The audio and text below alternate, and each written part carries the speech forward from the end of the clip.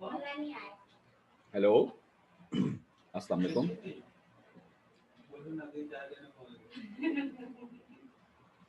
Hello, आवाज आ रही है आप लोगों को? सलाम। यस जी सर, आ रही है।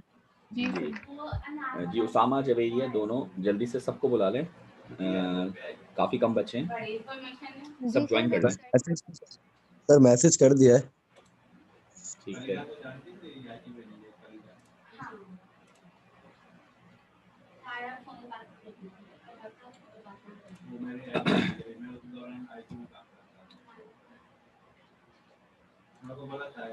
ओके, मैं अटेंडेंस कॉल कर रहा हूँ। सेक्शन ए, उमैर अब्बास,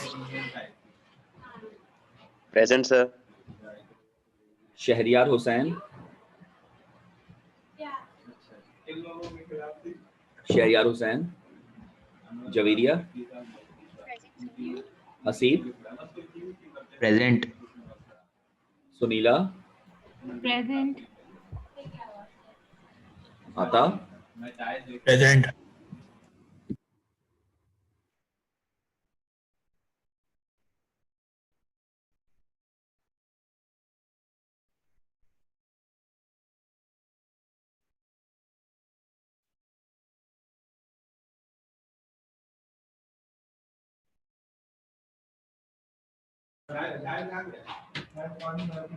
आता, आप हैं? जी सर। ओके। सुफियान अनीस, सुफियान नहीं है। Daniyal, Ahmed Daniyal, present sir. Hamza, present sir. Taimur Zaman, Taimur Zaman नहीं है। Daniyal Qureshi,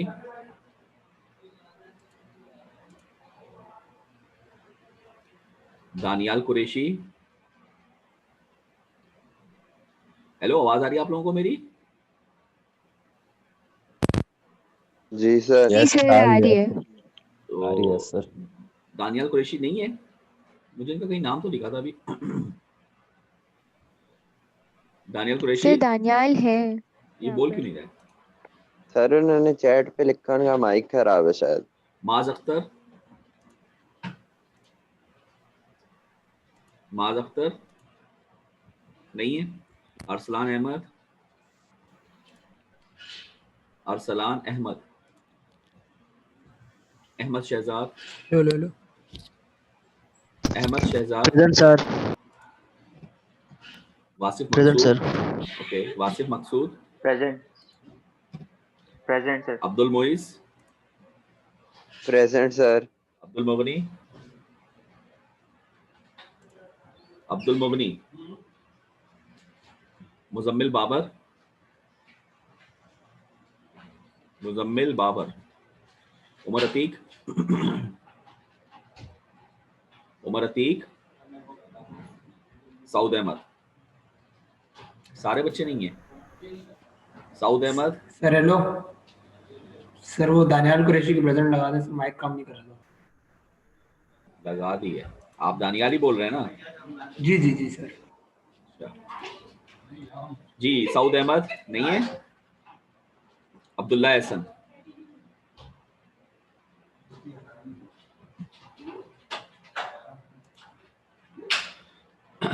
okay. Section B की लगा रहा हूँ अटेंडेंस। Section B. सर मेरा नाम रह गया अरसलान अहमद। रह नहीं गया, आप थे नहीं उस वक्त। अब जी सर। आप तो ऐसे कहने रह गया, मैं छोड़ के आया हूँ जैसे। ओके जी, सेक्शन बी। नोफिल,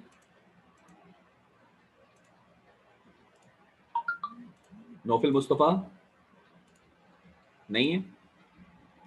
मुनीब अहमद, मुनीब अहमद अली, अहमद अली,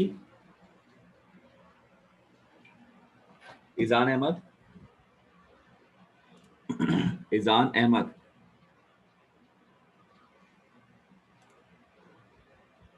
ताज मोहम्मद, ताज मोहम्मद, प्रेजेंट हमजा। सर। कौन प्रेजेंट? ताज मोहम्मद, ताज आंसर ओके जी सर। हमजा हक, हमजा हक, खदीजा, खदीजा, मीजान, प्रेजेंट सर। बिया, Present, sir. सहर, सहर, उसामा असगर, प्रेजेंट सर। मोहम्मद कबीर, कबीर, नवाल जुनेद,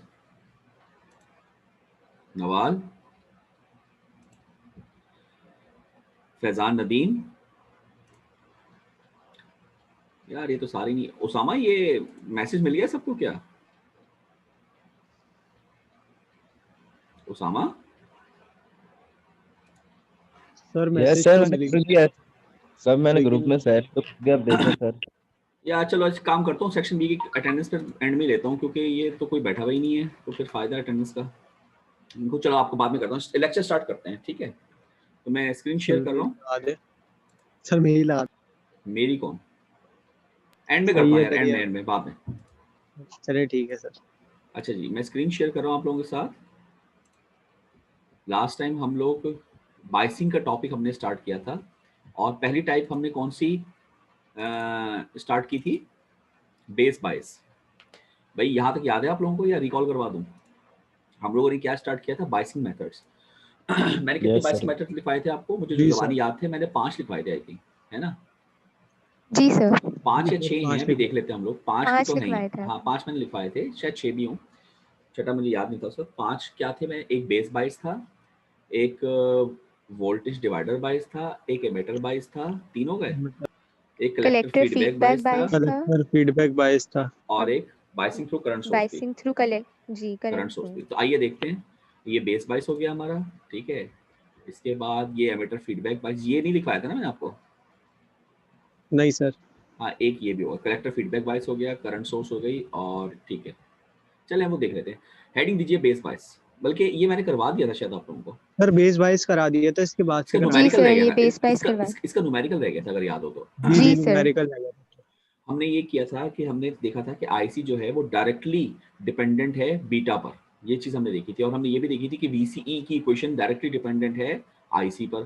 तो एक तरह से आईसी और वीसी यानी पूरा क्यू पॉइंट जो है वो डायरेक्टली डिपेंडेंट हो गया आपका किसके ऊपर? बीटा के ऊपर, ठीक है ना? बीटा।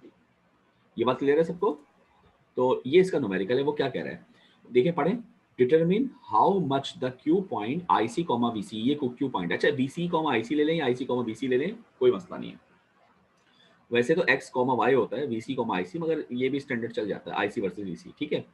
तो determine how much the Q point IC comma VC for the circuit in this figure will change over a temperature range where beta increases from 100 to 200। ये क्वेश्चन है, ये समझ में आया क्वेश्चन आप लोगों के? ये क्या बात की जा रही है?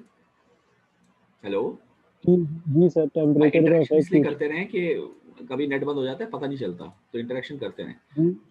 सर जी चेंज सर। इन टेम्परेचर पे बताना है, क्यू पॉइंट कितना होगा, डिफरेंस हाँ, कितना है क्यू यानी वो ये पॉइंट कह का। रहा है कि अगर टेम्परेचर बदला तो बीटा बदल जाएगा, यही कह रहे हैं ना? अगर टेम्परेचर बदला तो बीटा बदल जाएगा, और बीटा बदलने से जाहिर है ये दोनों हमने अभी देखा था बदल रहे थे, तो वो यही पूछ रहा है कि क्यू पॉइंट कितना बदलेगा। भाई जी सर। आवाज आ रही है क्योंकि लाइट चली गई हमारी तरफ? जी आवाज सर, आ रही है जी आवाज। सर। ठीक है, चलें तो इसको स्टार्ट करते हैं। अच्छा, अब मैंने आपको जैसे बताया था कि सॉल्व करना तो मैं आपको ऑलरेडी सिखा चुका हूँ, तो वो तो आपको मसला होना चाहिए। तो स्टेप नंबर 1 क्या है, जल्दी से बताइए। NPN transistor. NPN. Step number 2 क्या है? लेबलिंग। स्टेप नंबर 2 क्या है? लेवलिंग। लेबलिंग। हाँ, तो लेवलिंग करते हैं। ये जगह एमिटर वोल्टेज लिख लीजिए, ये जगह बेस वोल्टेज लिख लीजिए, ये जगह कलेक्टर वोल्टेज लिख लीजिए। अरे भाई यहाँ नहीं लिखना है यार, कहाँ लिख रहे हो? अल्लाह को मानो भाई। अच्छा चलो, हाँ भाई अब लिख के दिखाओ, तुम लोग बंद कर दिया मैंने। अच्छा, ये आपका बेस करंट हो गया, ये आपका एमिटर करंट हो गया, और ये आपका कलेक्टर करंट हो गया, ठीक है। लेवल कर लिया आप लोगों ने?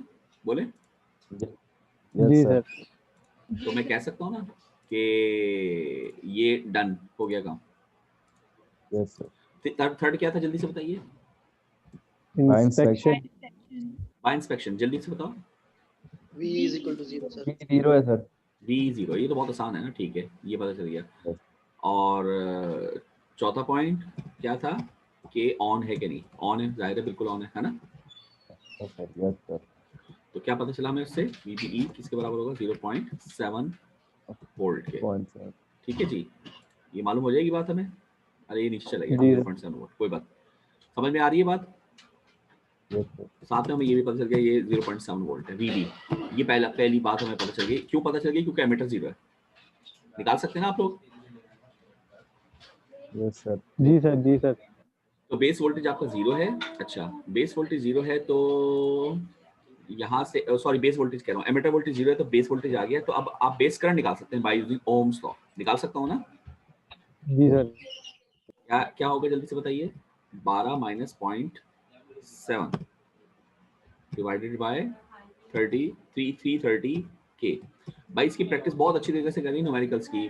मेजर फोकस होगा, अभी मैं मिड का बता दूंगा, मिड पे बार मेजर फोकस होगा इन चीजों पे। बताइए आंसर जल्दी से। 4.2 माइक्रो एम्पीयर। वेरी गुड, इस तरह से आप लोग आंसर बताते रहिएगा भाई। 4.2 माइक्रो एम्पीयर, और बाकी लोग चेक कर लीजिएगा कोई गलती ना हो। 4.2 माइक्रो एम्पीयर, ये सही है। नहीं सर, 34.2 माइक्रो एम्पीयर। अच्छा 34, ठीक है जी, ठीक है। आईसी कितना होगा। हाँ रुक जाओ, यहाँ पर रुक जाओ। अब देखो यहाँ पर वो कह रहा है बीटा 100 से 200 जा रहा है, तो यहाँ तक तो हमने सॉल्व कर लिया। अब यहाँ पर हमें एक हेडिंग देनी पड़ेगी कि जब बीटा जो हो वो कितना हो, 100। हाँ इसको बीटा 1 कर देते हैं। बीटा 1 हमारा हो 100, तो 100 के लिए पहले हम सॉल्व करेंगे, फिर हम 200 के लिए सॉल्व करेंगे। ठीक है जी। अब चूंकि 100 बीटा 1 कर दिया, तो अब जितनी चीजें इसके अकॉर्डिंग निकालूंगा तो वो 1 के रहेंगी। तो अब IC1 मल्टीप्लाई बाय 100 करते हैं, बताएं बताइए, ये आएगा। जी सर, यही आ रहा है। और यस IE1, सर। IE निकालने की जरूरत नहीं है, हमने क्यू पॉइंट निकालना है ना, तो VE तो पता है, VC निकालना है हमें, VC1। तो ओम्स लॉ लगाऊं मैं यहाँ पर। IC1 किसके बराबर होगा, जहां से आ रहा है, कहां से आ रहा है, 12 से कहां को जा रहा है, VC1 की तरफ, VC1 डिवाइड बाय 560। सही किया। Yes sir. तो VC1 बताइए मुझे।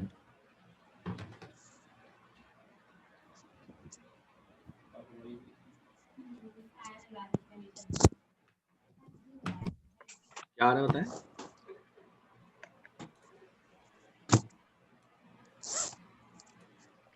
$10.1 आ रहा है सर। बिल्कुल ठीक, 10.1। तो पहला क्यू पॉइंट जो निकला है वो हम क्या लिखें, Q1 जो हमारा आया है वो क्या है, IC, VCE। तो लिखने का तरीका यूं होता है 3.42 मिली एम, 10.1 वोल्ट। ठीक है भाई,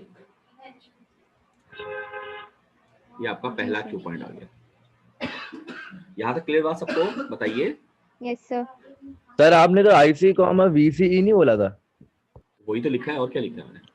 तो VE 0 है ना। ये VE 0 है ना, तो VC1 यानी, चलिए ये लिख देता हूँ मैं, VCE ठीक है 1 सर, समझ गया बराबर है VC1 के। ये लिख दिया मैंने यहाँ पे। अब सही है, समझ गया सर। ठीक है मेरे भाई। ओके, उसके बाद हम सेकंड करने जा रहे हैं, जब बीटा हमारा कितना हो, बताइए। बीटा 2 कितना हो, 200। हाँ 100 से बढ़ गया हो, सॉरी 200 हो गया ये। तो जब ये 200 हो जाएगा, तो अब हम IC2 निकालते हैं यहाँ से। IB पे तो ज़्यादा फर्क नहीं पड़ेगा, तो 34.2 माइक्रो मल्टीप्लाई बाय 200 करिए।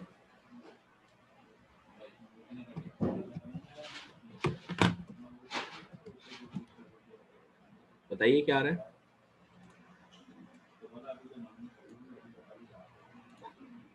बताइए।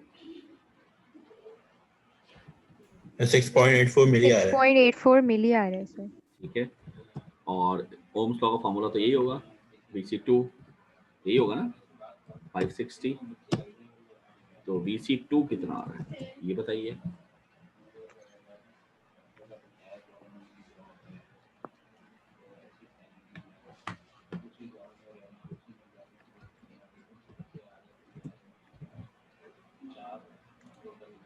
Eight point two. बिल्कुल ठीक, ये देखिए ये आ गया। तो जी अब हम कह सकते हैं ना कि VC2 जो है वो बराबर होगा VCE2 के, कह सकता हूँ। जी सर। तो Q2 जो आया आपके पास, Q पॉइंट, वो कितना आया, आप लिखेंगे 6.84 मिलियन कॉमा 8.177 वोल्ट। क्या ख्याल है, सही कह रहा हूँ? जी सर। ये आपके दोनों Q पॉइंट्स आ रहे हैं। तो वो पूछ रहा था determine how much the Q point will change, कितना चेंज हो रहा है, तो बताएं चेंज कितना हो रहा है। तो ये चेंज आपके सामने आ गया। अच्छा, इसको परसेंटेज में भी हम निकाल सकते हैं, जैसे कि एक मिनट रुके, इन्होंने एक फार्मूला इस्तेमाल किया है। फार्मूला चले मैं इधर से दिखाता हूँ आपको। ये परसेंटेज इन डेल्टा आईसी, वो कह रहा है 2 - 1/1 को 100% करना है, ठीक है, यानी पहले के लिहाज से दूसरे का चेंज। हेलो, आवाज आ रही है आप लोगों को? जी सर। क्योंकि लाइट फिर चली गई। मैं यूनिवर्सिटी में हूँ वैसे तो घर पे इतनी नहीं आती जितनी आ जाती है। तो मैं क्या लिखूंगा बताइए, परसेंटेज डेल्टा आईसी है ना,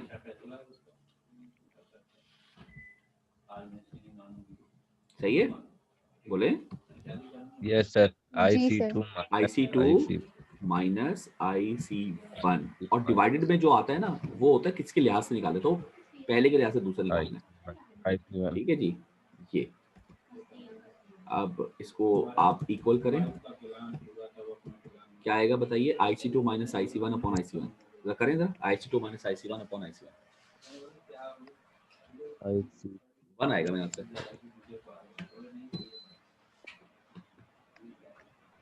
क्या कहते हैं आप लोग, चेक करें, 1 आ रहा है? जी सर, 1 ही आ रहा है। क्योंकि भाई इसलिए 1 आ रहा है ना, सिंपल देखो ना, कॉमन सेंस।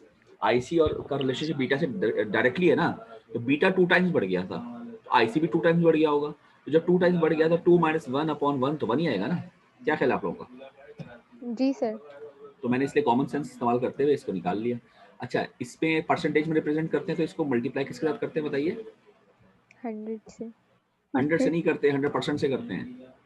वही सर, कोई 100%। नहीं, जमीन आसमान का फर्क है, बताइए तो थी बात आप लोगों को।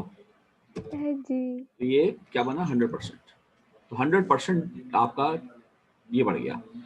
अच्छा, अब तुम लोग जरा इसको एनालाइज करो कि ये जो बात कही गई है, ये समझ में आ रही है आपको बात? ये कितनी मतलब बड़ी बात हो रही है कि बीटा में जितना चेंज आ रहा है करंट में उतना ही चेंज आ रहा है, यानी 100% बीटा चेंज हो तो करंट भी 100% चेंज हो गया, 100% क्यू पॉइंट चेंज हो रहा है आपका। समझ में आ रही बात ये? और बहुत अनस्टेबिलिटी है जी, बस यही बताना चाह रहा हूँ मैं। अच्छा, वो भी निकाल लें, डेल्टा VCE,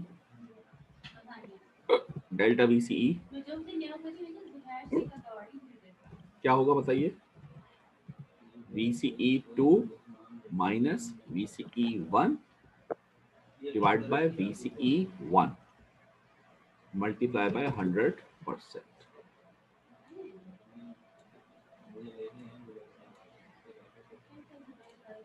ठीक है जी, बताइए जल्दी से।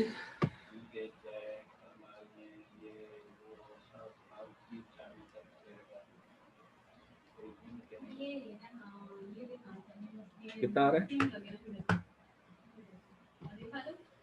क्या आ रहा है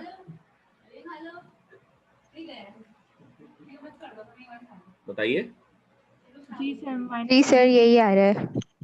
तो इसका मतलब ये हुआ कि करंट जो है वो 100% बढ़ जाएगा और जो वोल्टेज है वो 19.11% गिर जाएगा, क्योंकि इन्वर्स होते हैं ना एक दूसरे के। जितना करंट बढ़ता है उतना यहाँ ड्रॉप बढ़ता है और यहाँ का वोल्टेज गिर जाता है जो आ रहा होता है कलेक्टर पे, ऐसे ही है ना? बताइए। जी सर। ये क्वेश्चन समझ में आया? इसमें कोई सवाल? नहीं सर, कोई सवाल नहीं। और जरा चेक करें आंसर्स। करंट पे कितना इंक्रीज आ रहा है 100%, और वोल्टेज में कितना डिक्रीज आ रहा है 19.1%, वही आ रहा है जो हमने निकाला। इनका तरीका थोड़ा डिफरेंट होगा, तो हमने अपने तरीके से करना है जैसे हम करते हैं। जी, any question class? No sir, no sir. बात समझ में आ गई सबको? जी यस सर। सर। आगे चले? चलो Yes, सर, sir. चलो। ओके, इसको फिर मैं रब कर रहा हूँ, यहाँ पे नोट कर लिया होगा, तो ये मैंने रब कर दिया, ठीक है जी। अच्छा, इसके बाद हमारे पास नेक्स्ट हेडिंग दीजिएगा बेस, ये पहला हमने किया था बेस बाइस, उसके बाद हेडिंग दीजिएगा एमीटर बाइस, हेडिंग दीजिए एमीटर बाइस।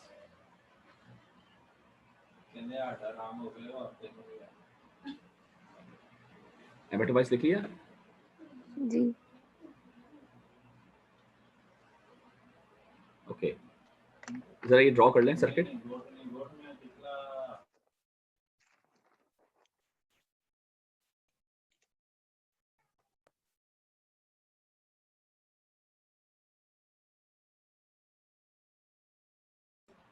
जी बच्चों, ये सर्किट ड्रॉ कर लिया आप लोगों ने? हेलो, सर कर रहे हैं। सर्किट ड्रॉ कर लिए?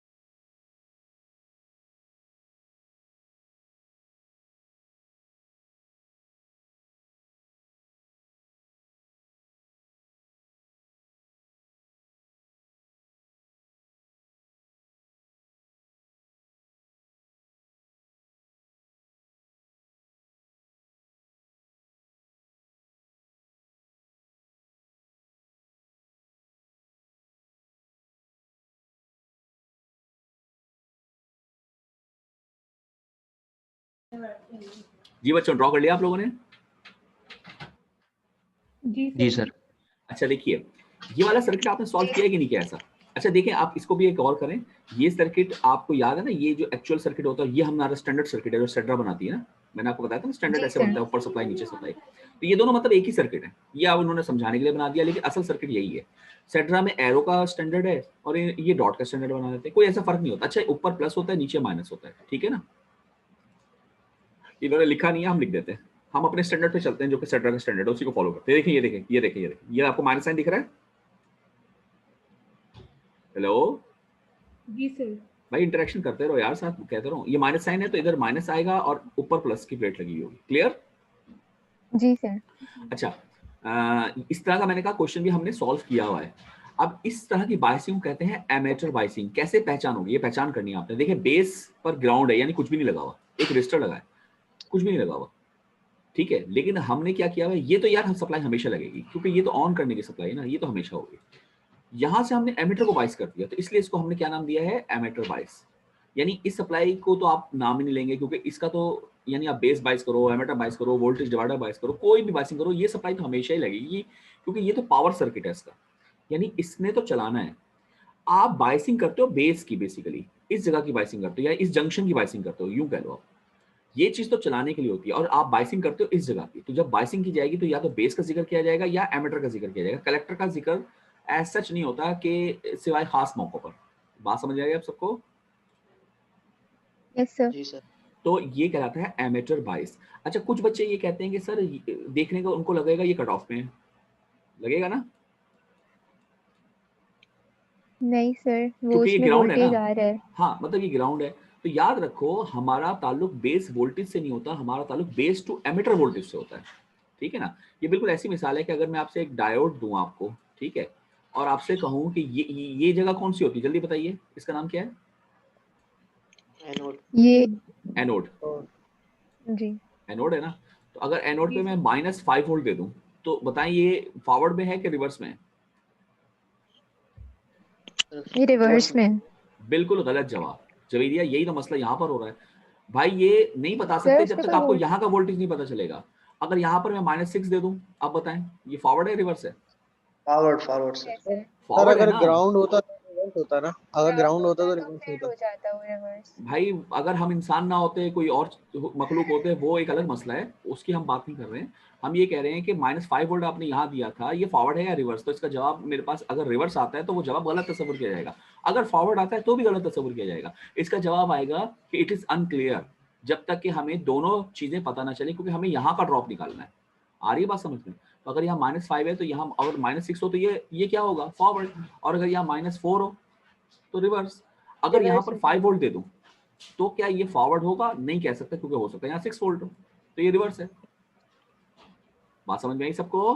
है। जी सर। अच्छा, दूसरी बात मैं, हाँ मिट गया। मैं ये बता रहा था कि इसी तरीके से यहाँ पर 0 है मगर नीचे नेगेटिव सप्लाई है और ये है NPN, तो N को नीचे होना चाहिए, तो इट मींस ये बायस हुआ हुआ है। अब देखो वो क्या कह रहा है कि emitter bias provides excellent bias stability in spite of changes in beta और टेंपरेचर। इसका क्या मतलब हुआ कि ये एक बहुत अच्छी बायसिंग टेक्निक है। क्या ख्याल है आपका? हेलो। Yes sir. अच्छा, ये बताइए कि ये वो कह रहे हैं बहुत अच्छी है, अभी हम न्यूमेरिकल करके चेक कर लेंगे, लेकिन इसको जरा वेरिएबल की फॉर्म में अगर हम करना चाहें तो इसका ये बताएं स्टार्टिंग पॉइंट क्या होगा सॉल्व करने का, बताइए। इसको हमने नेगेटिव सप्लाई ले लिया है, बताइए स्टार्टिंग पॉइंट क्या होगा? तो भाई पहले तो ट्रांजिस्टर बाय इंस्पेक्शन क्या पता चल रहा है? NPN जी कुछ भी नहीं पता चल रहा। बाय इंस्पेक्शन, हाँ बिल्कुल सही, very good answer, nothing. Bye inspection आपको कुछ नहीं पता चल रहा, ठीक है, तो फिर क्या करूं? सर ये होगा KVL लगेगा सर। बिल्कुल सही, आप लूप लगा सकते हैं और एरो की तरफ लूप लगाते हैं तो हम यहाँ से शुरू करेंगे और यहाँ तक लूप लगा लेंगे। क्या ख्याल है आप लोगों का? सही कह रहा हूँ? जी सर। देखा देखा आप कितनी आसानी हो रही है बाइसिंग मेथड्स पढ़ते हुए। अगर हमने वो क्वेश्चंस पहले ना किए होते तो बाइसिंग में एक प्रॉब्लम बन जाती। तो इसलिए बेहतर यही होता है कि पहले क्वेश्चन सॉल्व करना तरीका जाए, उसके बाद बाइसिंग को समझ लिया जाए, क्योंकि ये समझने के टॉपिक्स हैं, सॉल्यूशन तो आप लोग सीख ही चुके हैं, ठीक है ना। तो जरा शुरू करें, क्या होगा बताएं। IBRB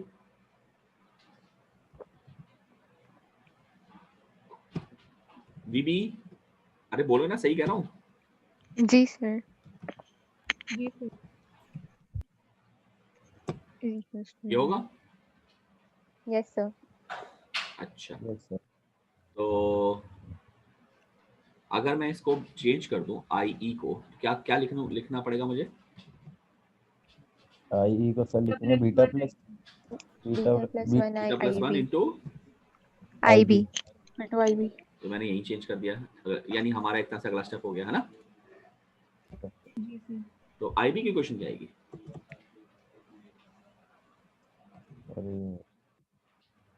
क्या आएगी बताइए? VEE minus VBE VEE divided by minus VBE VBE divided divided by by RB into RE. Sorry, RB जी RB plus beta plus 1 RE. Beta plus 1 RE. Into RE। ठीक है जी, ये आपके पास आ रहा है? ये आपके पास क्वेश्चन आ रही है? यस जी सर। सर। जी सर। ओके,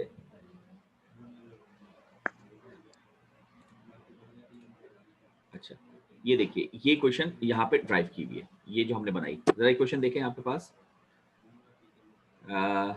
ये आई बी की क्वेश्चन है ना। अच्छा, इन्होंने आई की निकाली। अच्छा, आई की निकाले तो क्या निकलेगी बताइए? आई की क्वेश्चन निकाले तो इसी को अगर कन्वर्ट कर लें तो क्या निकलेगी बताइए?